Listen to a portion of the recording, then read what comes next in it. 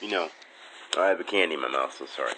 But I have a lot of different times that I've said that this is the problem, and this is the main issue that I have, or this is one of the main issues that I have. But, there's a reason we say that, because at each moment that issue seems like the big one. But as an awakened being, I hate to belittle those words for all the people that use them wrongly, but as a true awakened being, I would say one of the top 3 biggest issues is that I have so much to do and so much to talk about and tell people about. Not only do I not know where to work on next, I don't know which part is supposed to be more important in the physical world. To what degree is something important? If people want to know how to heal, we know how to do this, and we can all learn really fast. If people want to know how to be in harmony with each other, that's not tough. If people want to learn how to live with the land, from the land, along with the land, that's not hard to do. They just have to choose to get out of the old cycle of living by being held, and to have people tell you that that's how they live. Say, no, it's actually not. I'm not going to live that way, and I choose not to, and I have a right not to. As a living being, you can't make me live the way you want me to. I don't want to be part of your system at all. I don't want to buy from this. I don't want to do that. You can say that. So my biggest issue is, some days I don't feel like, without any interaction with any human beings besides Dan, or my mom and dad, Dan's mom and dad, and his brother, who only see him as Dan and Dan's past. They see Dan now, and Dan just seems weird to them compared to how Dan used to be. That's because I'm not even one ego bit of that old guy.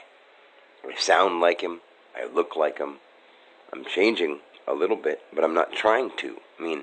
I don't strive to do anything specific. I'm not trying to wear anything, important. I'm not trying to look in any kind of way. I'm not trying to act in any kind of way.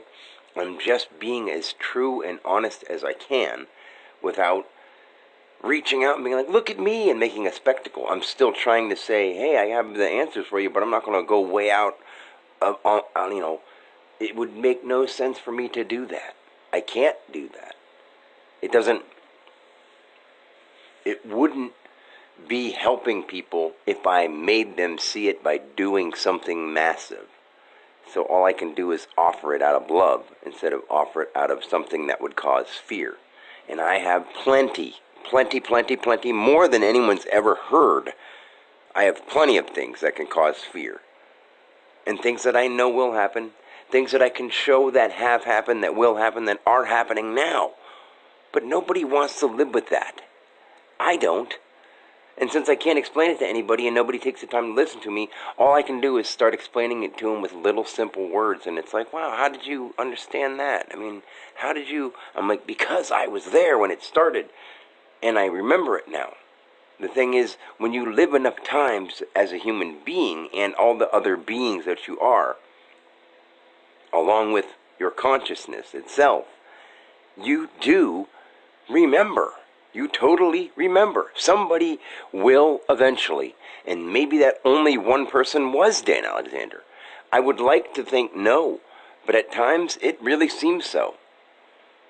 But it's not something where I'm saying nah. I'm saying now here you can understand too, and we can really live as gods among God in the physical world, as God of the spiritual world, but still knowing that consciousness itself is something we go back to when we die. We're not taking our body. We don't want to. We don't want to, preserve it with all the pains and whatever. Live through the pains, live through the struggles, pass on, be ready. And when you're ready, you can feel that energy and stay with it. You are it. You've always been it, and you will never be anything but it. You're not a body, and you always change every day throughout your whole lifetime, from the time you're born to the time you die. Like from today till tomorrow, you're a spirit inside a body. You lose 1 billion skin cells. You may cut yourself. You may, take a scrape off. You may, cut your fingernails, cut your hair. You eat and you go to the bathroom. Like, you are just cycling through energy. You always have been. And people are trying to explain it in big levels, little levels. Some like really go off on one too much. Some don't tell you enough about certain things. Some leave out details because they don't know, and most are just reading something they heard somewhere. And a lot of people are feeling a very intense feeling when they go around a spiritual person or a spiritual place, and they have a great experience, and then they ride that for the rest of their lives, and maybe do a few more, read some more books that resonate with the way they think, and then stick to a practice, which I understand. But when all that stuff that everyone has been doing happens to you, without you ever having to do it. I didn't have to. I didn't dress up like any gurus. I didn't go whatever, but I've lived the lives of them and remember them without having to do them as me, Dan. I don't know how to tell people about that kind of shit because they don't get it, and they'll be like, wow, man, you think I sat around trying to think of this? No, I'm trying to be as honest as I can, because no matter how creative I can be, I will never put into words how intense the true experience of all oneness is, because I've been everything.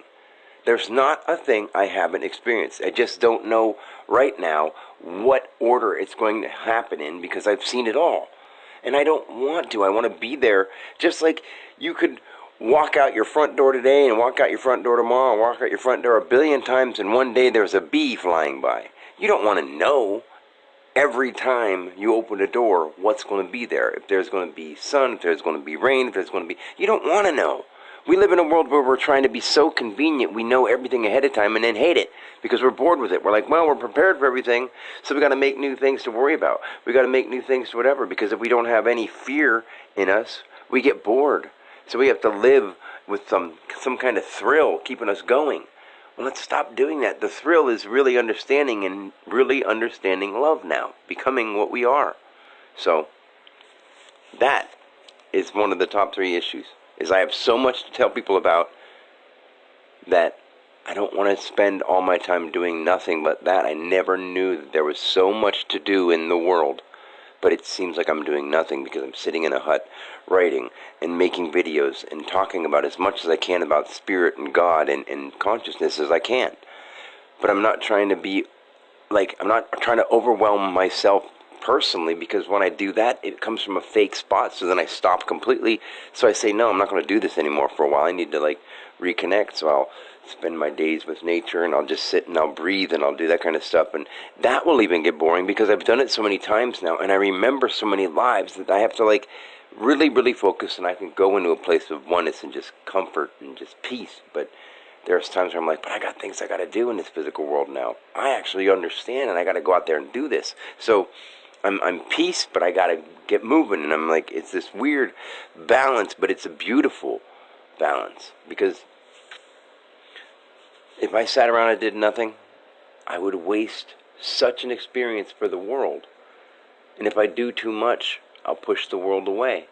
So all I can do right now is let the world catch up slowly. And I feel horrible for any of the negative things that are happening and the stuff that people subject themselves to, and the things that they keep watching and taking part in.